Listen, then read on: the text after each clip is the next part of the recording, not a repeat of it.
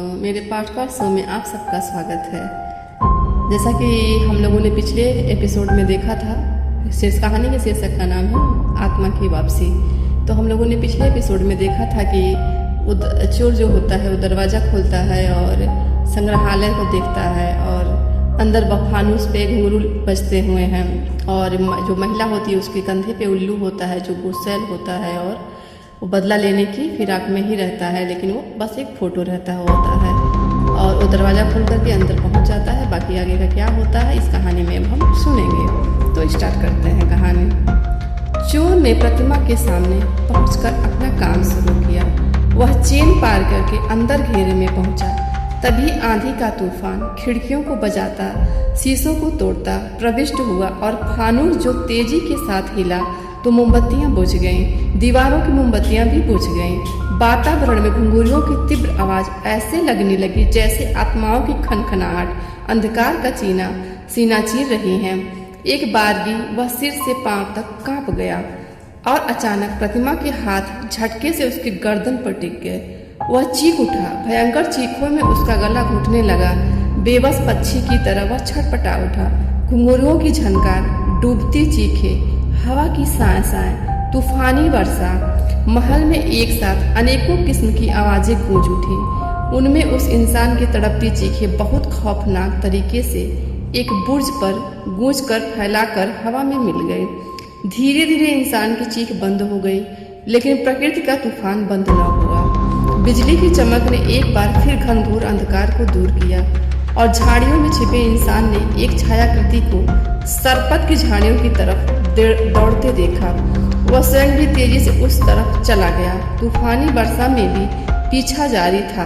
कुछ पल बाद छपाक की आवाज उत्पन्न हुई। इस महल के चारों तरफ फैली सुंदर नहर के जल में हलचल पैदा हुई। कभी कभार बिजली चमक ही रही थी। छाया पानी को काटते हुए उस पार निकल गई। उसी समय उल्लू ने अपना मनहूस राग अलापा। पीछा करने वाला भी पानी में उतर गया। देखते ही देखते वह भी किनारे लग गया।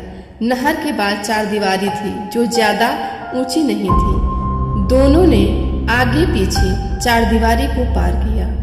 पीछा करने वाला चार दीवारी के पास ही चिपक कर खड़ा रहा और अगला साया दबे पांव सड़क पर आ गया। पिछले इंसान ने किसी कार के इंजन की जागने का स्वर सुना। वह तुरंत लपककर एक दिशा में चल पड़ा और एक झाड़ी में छिपी मोटरसाइकिल को सड़क पार उतार लाया। उसी समय वह कार स्टार्ट हो गई। मोटरसाइकिल धीरे से कार के पीछे लग गई। अब यह अनुसरण सड़क पर जारी हो गया था। मोटरसाइकिल बड़ी सतर्कता के साथ पीछा कर ही रही थी। चालक इतना अभ्यस्त था कि बिना हेलमेट जलाए ही आगे बढ़ रहा था। सड़क पर जगह जगह पानी भर गया था। कई बार मोटरसाइकिल गिरते गिरते बची। वीरानगढ़ का भूतपूर्व प्रेत महल बहुत पीछे छूट चुका था। वह महल जितने किसी जानने में प्रेतों का इतिहास जुड़ा था। वह जमीन के अंदर भूल भुलैया सुरंगें थी, लेकिन युग बदलते बदलते इतिहास का नया पृष्ठ शुरू हो चुका था। जिस महल पर खातून की आत्मा का साम्राज्य रहा था वह अबरंग महल के नाम से पुकारा जाता था। वीरानगढ़ रियासत का सबसे सुंदर पिकनिक गाह यही स्थान था जहां सैलानियों का जमघट लगा रहता था। महल के पीछे बहती थी पहाड़ियों से निकली नदी। तीन तरफ हरी भरी पहाड़ियां और एक और मैदानी इलाका जहां वीरानगढ़ का छोटा सा शहर आबाद था।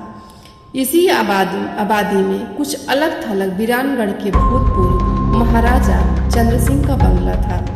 राजा चंद्र सिंह का शरीर काफी बूढ़ा हो चला था और वह चारपाई पे पड़ चुके थे। अधिकांशतः बीमार रहने के कारण उनका शरीर जीर्ण हो चुका था। राजा चंद्र सिंह कर्नल विनोद और कर्नल रंजीत के पिता हैं। यह दोनों जुड़वा भाई जिस रियासत के वंशज थे, लेकिन समय ने कुछ ऐसा खेल खेला था कि वह भरी जवानी तक इन्हें अपनी रियासत का ज्ञान नहीं हुआ था और अब ज्ञात हुआ तो वक्त काफी गुजर चुका था। रंजीत गरीब घराने में पला था। राजवंशी अत्याचारों, पीढ़ी दर पीढ़ी चलने वाली शत्रुता के कारण उसे अपने जीवन में भीषण कठिनाइयों का सामना करके गरीबी से लड़ना पड़ा था और अब वह भारत का खतरनाक जासूस बन गया था। तो उसे अपनी रियासत से नफरत हो चुकी थी। जिक्र रंग महल का था। रंग महल अब संग्रहालय है, पुरातन कला की ऐतिहासिक वस्तुओं का संग्रह यही है। इसी रंग महल में आज रात तूफान उठा था। तूफानी रात इस महल के लिए अभिशाप है। आज रात की सचमुच भयानक सिद्ध होती जा रही थी। पीछा करने वाला सवार अचानक चौंका।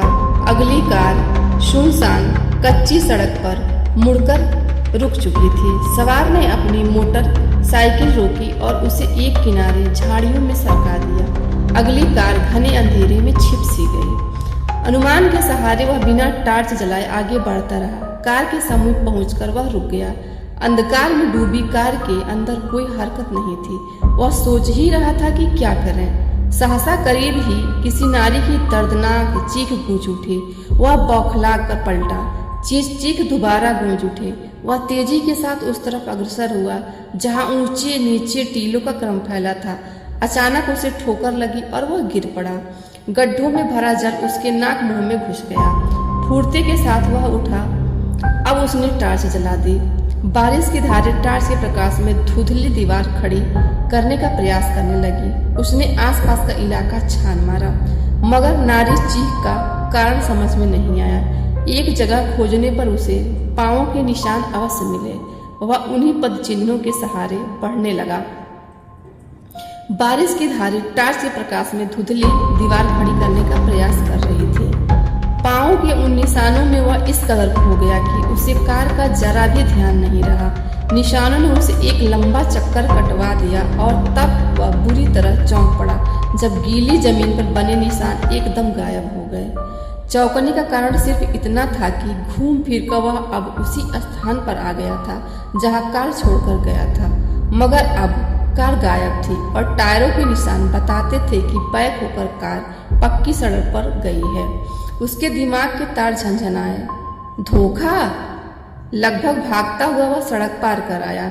कार वास्तव में गायब हो गई थी। वह तेज चाल से अपनी मोटरसाइकिल के पास पहुंचा।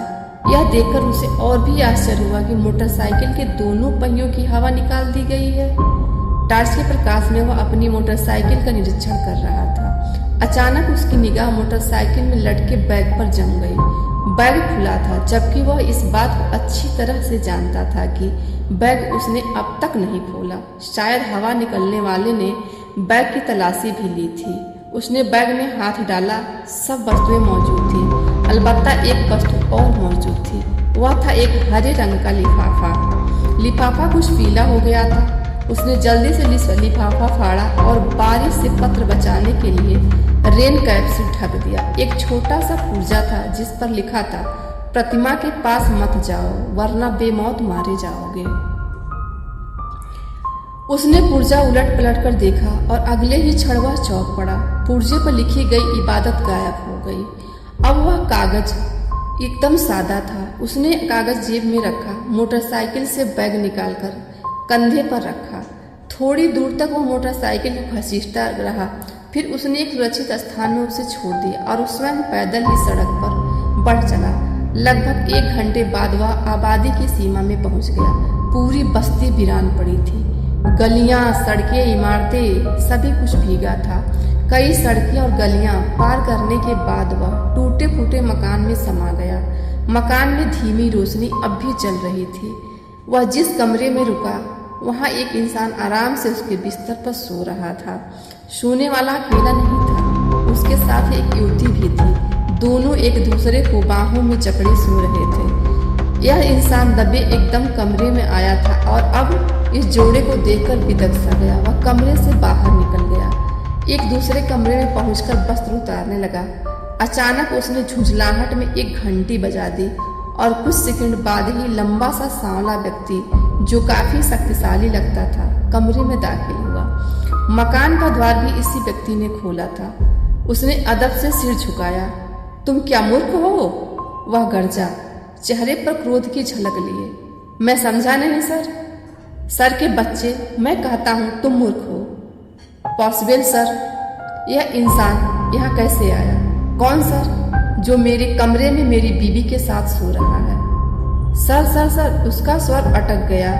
मैं तुम्हारा सर तोड़ दूंगा। तुम्हें इसलिए रखा है? मगर मैं क्या करूं? मैं भी तो सर तोड़ने को बोला था। क्या बोला था? बोला हमारे मामले में टांग अड़ाएगा तो हम तुम्हारा सर तोड़ देगा। ऐसा क्यों बोला? वह कहीं बाहर गया था, हमको नहीं बताया कहाँ गया। लौटकर आया तो वह शहर साथ था। हम पूछा ये कौन है? जवाब में धमकी मिला। हम फिर चुपचाप सो गया। आइंदा ख्याल रखना, मेरी इजाजत लिए बिना तुम किसी भी अनजान आदमी को अंदर नहीं आने दोगे, चाहे मिस्सी हो ही तुमसे क्यों न कहे। जरूरत पड़ने पर तुम अपनी ताकत भी आजमा सकते हो। ये कहानी यहीं पे इस कहानी का यहीं पे एंड होता है। हम मिलेंगे नेक्स्ट एपिसोड में। तब तक के लिए आप एंजॉय करिए, और कहानी पसंद आए तो लाइक शेयर कमेंट करना बिल्कुल ना भूलें। चैनल को लाइक सब्सक्राइब फॉलो सब करें। तब तक के लिए बाय बाय।